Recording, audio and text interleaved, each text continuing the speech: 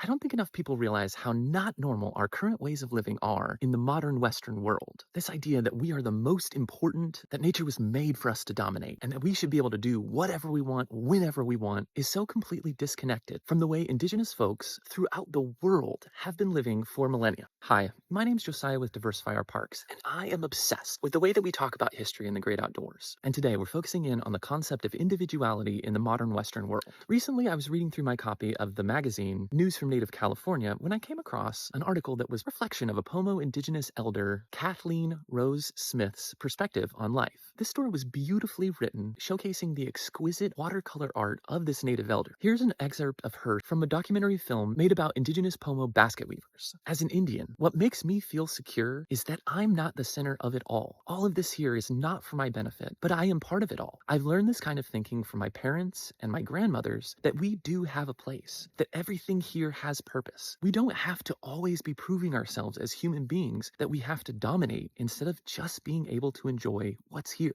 The more I learn about the different ways that capitalism and colonialism work together to tear us away from one another and our natural environment, the more I realize how profound and correct indigenous ways of living actually are. Capitalism and colonialism require competition, manufactured scarcity, oppression, and mass violence. These ways of being pit us one against another based around skin color, gender, physical ability, and intellectual ability. Yet for thousands of years, this wasn't the norm for so many people for millennia. The earth has taken care of people that lived in concert with the natural clocks of the Earth's motion. It is hard to even begin to imagine a life where your next meal is all around you. A house or a dwelling structure is not a luxury, but a reality. This is why I'm so fascinated by and passionate about indigenous history, past and present, because for thousands of years before Western empires violently oppressed the people of North, Central, and South America, there were people living and thriving in advanced civilizations off lands that they held sacred. In what is now called California, there was such an abundance of wildlife all around that in some areas there are accounts of indigenous people as they were hunting walking straight up almost in arm's length of wild game that was being hunted. In other areas, migration patterns of birds kept different tribes nourished, providing a reliable cycle that one could count upon every single year. Some groups even created protein bars out of the abundance of flies from different breeding grounds found alongside large lakes. Now, I know that we can't go back to these times and reintroduce